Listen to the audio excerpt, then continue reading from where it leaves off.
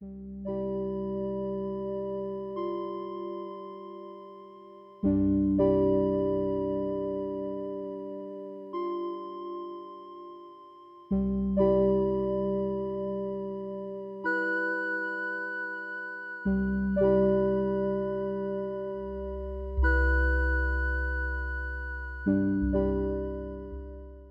a big fan of electric vehicles, but they don't really speak to the enthusiast in me. That's because most electric vehicles are designed with efficiency in mind and they are overburdened by their heavy batteries. But when BMW put an M badge on one of its EVs, well, then I got excited. What's even more exciting to me is that, well, I appreciate the BMW brand because they have stuck to their ethos of making cars fun to drive. And one of the most amusing to drive electric vehicles that I've ever driven is the Mini Cooper SE. However, the car that is behind me is far more exciting and more powerful and more exclusive than that. It is the i4 M50, the first ever EV to wear the M badge. My tester is finished in absolutely stunning frozen Portimao blue.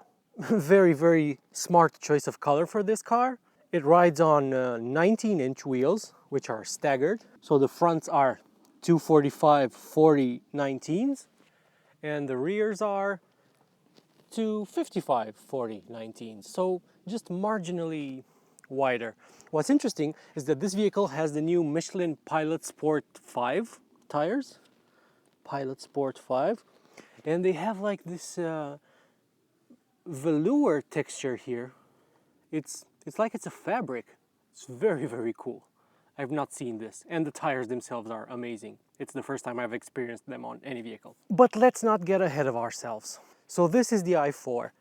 It is essentially the electric version of the 4 Series Grand Coupe.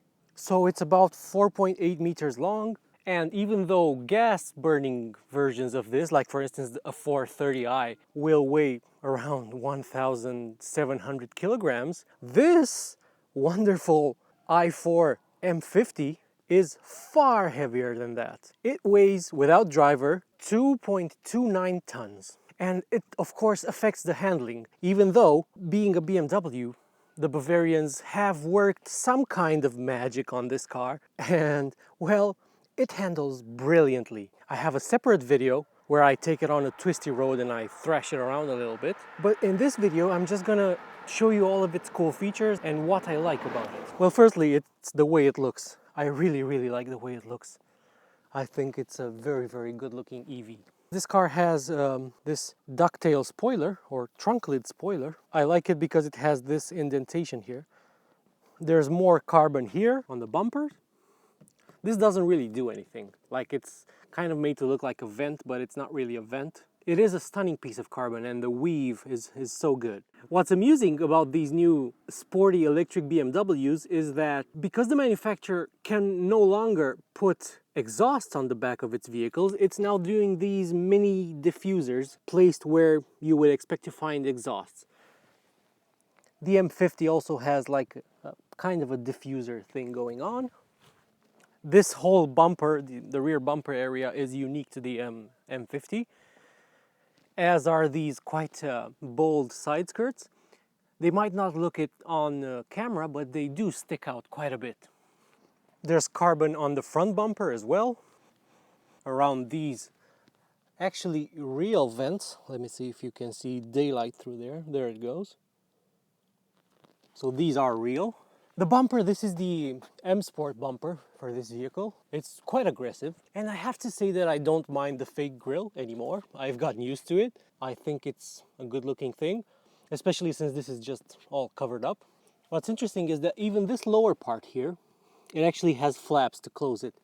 So through here, air does go through there, but only when the car really needs it. You can tell that this is the I version, the i4, not just any 4 Series, by the blue surround of the badges. My tester has the optional laser lights, which are as fantastic as they've ever been on BMWs. And I just can't get over how cool this color is. It's breathtaking, to be honest. This car gets M-style mirrors, and because it has the carbon pack, they are finished in carbon. And overall, I think it's a spectacular looking thing. It's a bit big, and you can tell that it's big when you drive it, Not only the weight, I mean, it as a vehicle is not the most maneuverable and easy to drive in the world. Visibility out the back is not amazing, but I mean, for this wonderful shape, I wouldn't mind it. I mean, I can live with the practicality constraints given the fact that it looks this good. Let me show you the trunk, which is around 470, 480 liters.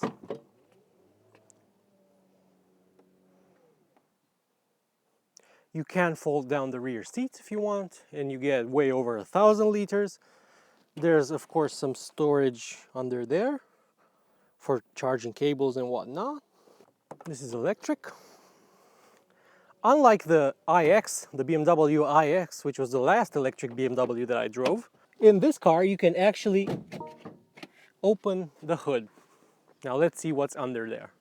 This car has two motors. I'll tell you more about them when we get going. Voila! Has to be the biggest plastic cover on an engine. But, oops. Yeah, not even sure what I'm looking at here. I would imagine that like this is some sort of AC connector. I can see Panasonic written there. What is that? I'll check the footage afterward. Yeah, this is AC, or I would imagine this is for the heat pump. This is probably the heat pump or the heat exchanger for the battery. Let me just put this back in, if I can.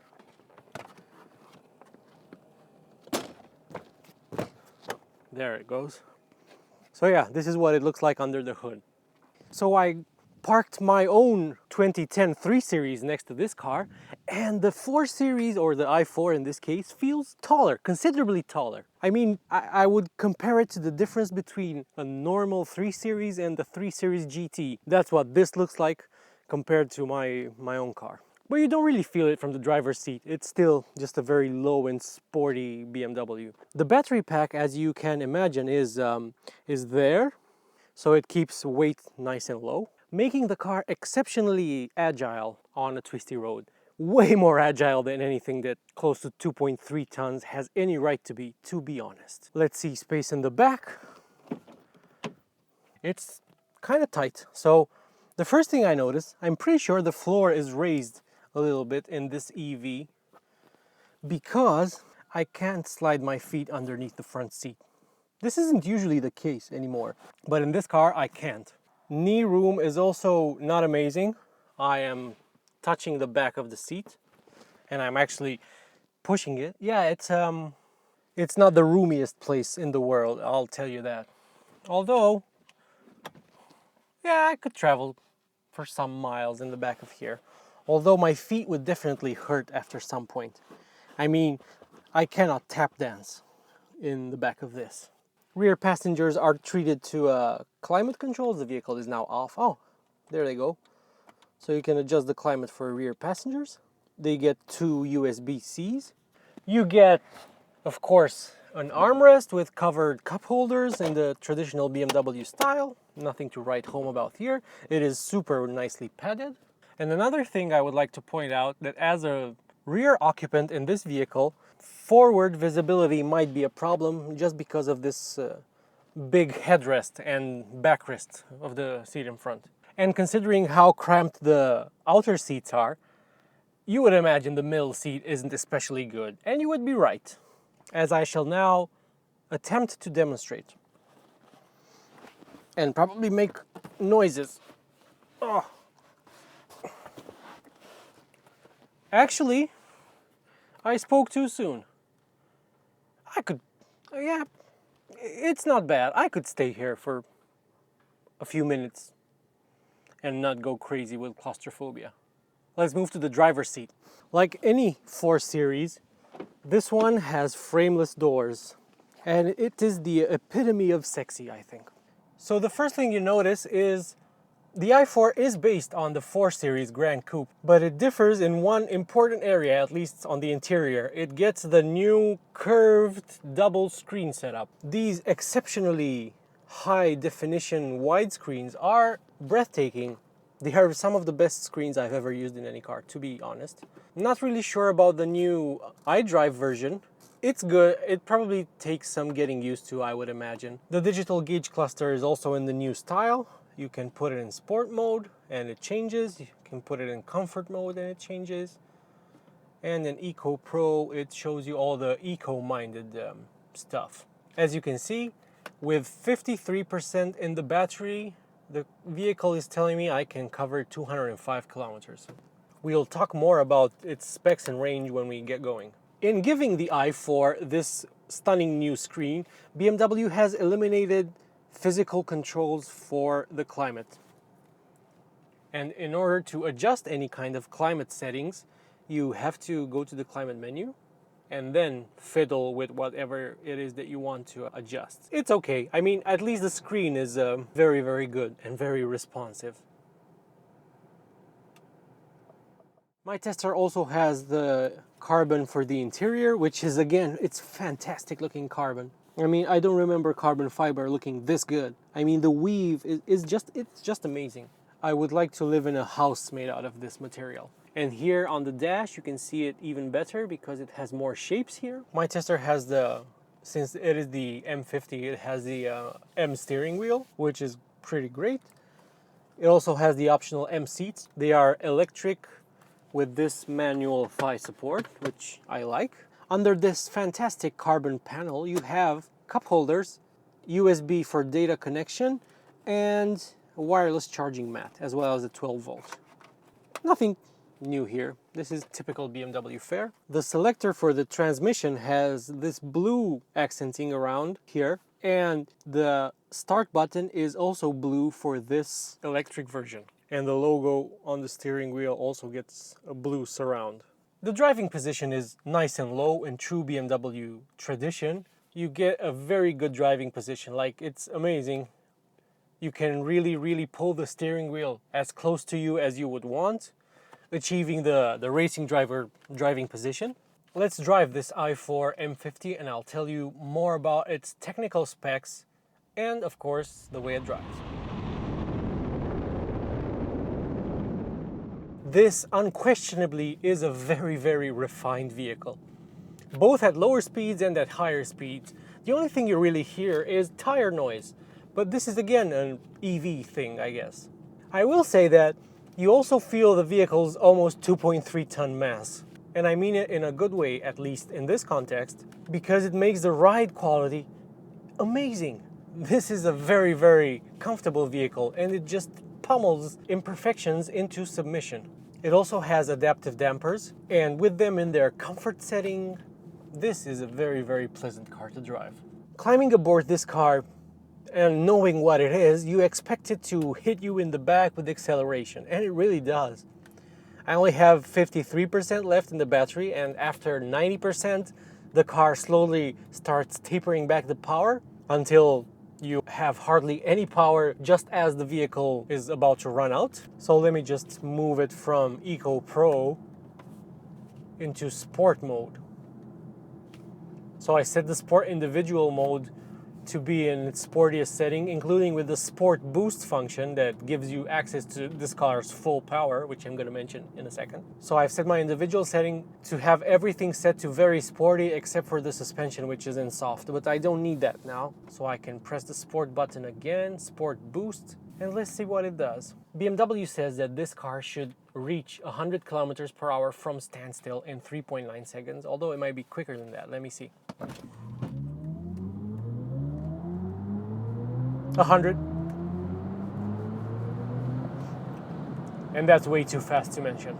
So this car has two electric motors, one driving the front wheels and one driving the rear wheels. And together they make 544 horsepower and 795 Newton meters of torque.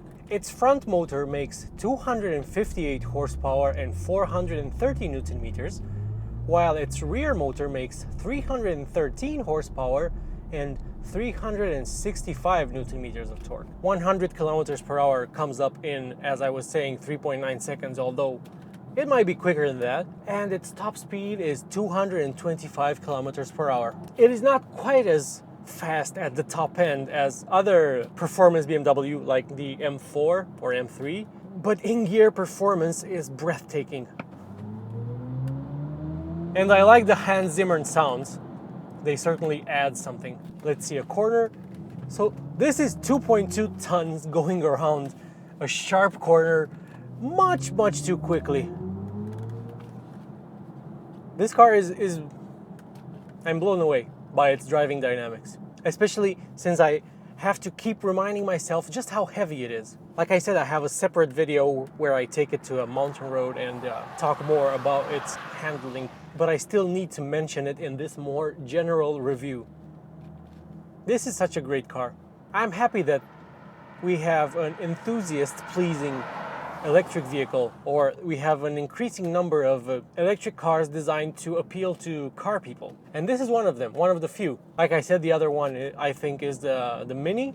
Then we also have the Porsche Taycan, which is probably the best one. I've not driven one, but I would imagine it's as good as they say. And then there's the Tesla Model 3. And that's pretty much it for enthusiast-pleasing vehicles. Because yes, I know the Model S Plaid exists, but that isn't as good as you would want it to be around the corner, as an enthusiast. By contrast, the Model 3 is amazing around the corner, and it is an extremely agile electric vehicle. Oh, and now another contender is the Lucid Air, but I don't know when I'm going to drive one of those, so I'll reserve judgment, but I have very high expectations of the Lucid Air. The i4 M50 starts from around 65,000 euros, and my tester has 20,000 euros worth of options, so it's around 86. And it's certainly expensive, but I don't think there's another EV like it on the market. I mean, with this kind of brutal power delivery, especially from a mainstream manufacturer. Like, I know Tesla's really hit you in the back hard, but other automakers don't really calibrate their EVs to feel like that. But this one seems designed specifically to entertain you. And this is something that I really appreciate.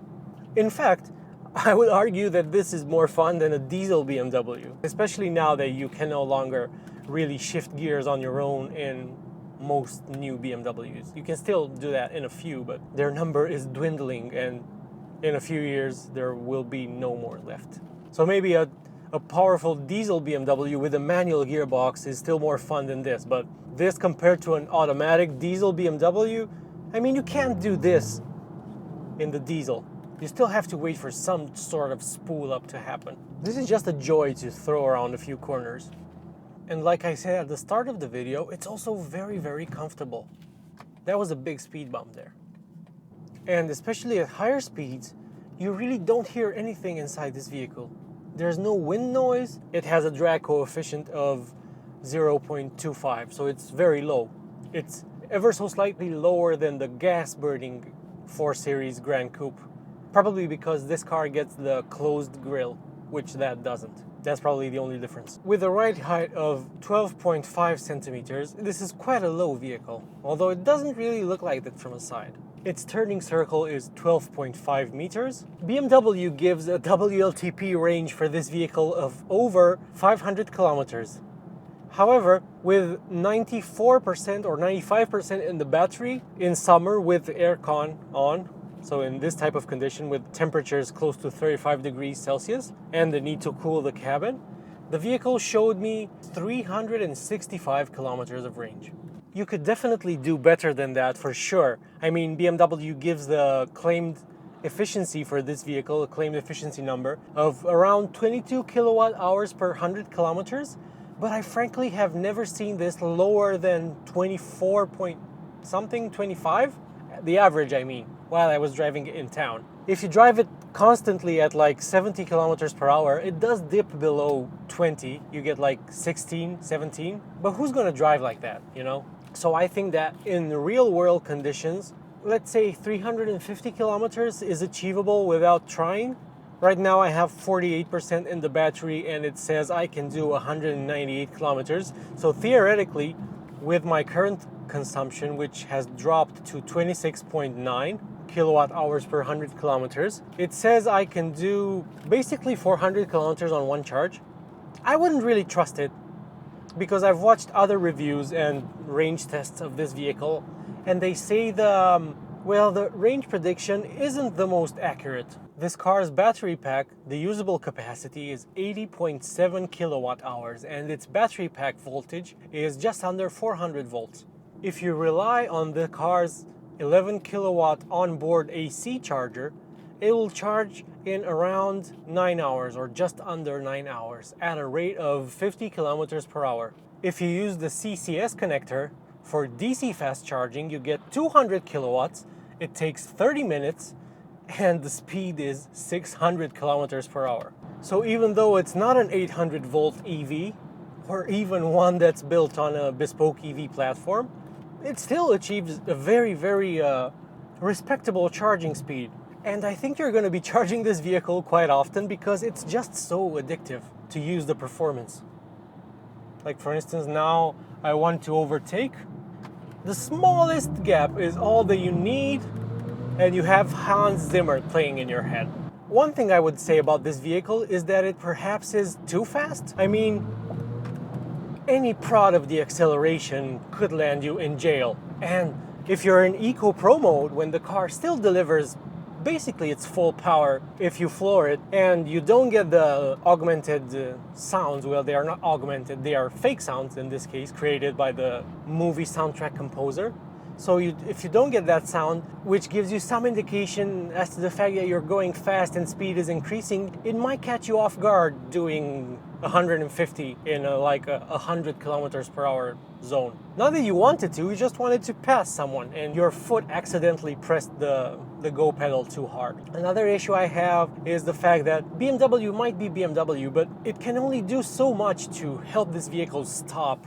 And like all self-respecting EVs, this one you can one pedal drive. So you put the selector into B mode, and then when you lift off, the car stops on its own without you touching the brakes. And it's predictive. It knows what's in front of the vehicle. So for instance, if you let off when there's nobody in front of you, there will be some regen, but it won't be aggressive. But for instance, if the car in front of you brakes, and then you get closer and closer to it, the closer you get to it, the more the i4 starts decelerating. And it's quite organic, and once you expect the vehicle to do this, it becomes predictable and pleasant and nice. So what's the bottom line for the BMW i4?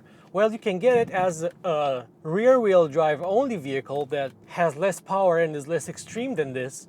I mean, that still reaches 100 kilometers per hour in 5.7 seconds, so it has the same battery pack, and it has more range, and the same fast charging, and it's cheaper. This is the kind of car, the M50, you would buy to impress your friends in, but then after a few days, I don't think you would keep accelerating as quickly as this car can accelerate, because you might make people feel queasy, even yourself behind the wheel, because the combination of this car's mass and inertia and the power, and it moves around, and well, frankly, I felt a bit sick yesterday when I was on the twisty road while I was driving the vehicle, which is not something that usually happens. And I attributed it to the mass and inertia and suspension thing, because I think I was driving it in the soft suspension setting at that time. After driving both the i4 and the iX, I can tell you that I am very excited for BMW's Neue Klasse of electric vehicles, which will debut in 2025. It's essentially a new platform, but it will also bring about an all-electric 3 Series, which has been designed from the ground up to be electric, just like the iX, which I found hugely impressive. And frankly, even though I'm not an SUV guy, the iX, which is built on a bespoke EV platform, well, that was a pretty wow experience for me. The interior, the features, it has some minuses, like the fact that you can only control the infotainment via touchscreen. This still has the physical controls here, thankfully. But in the iX, that was one of the few minuses, and I ended up absolutely loving that vehicle. So yeah, I'm really looking forward to the Neue Klasse. The i4 M50 is an experience, both to look at, especially in the Portimao blue, the frozen Portimao blue that I absolutely love, but also to drive it and be a passenger in this vehicle. It's something special.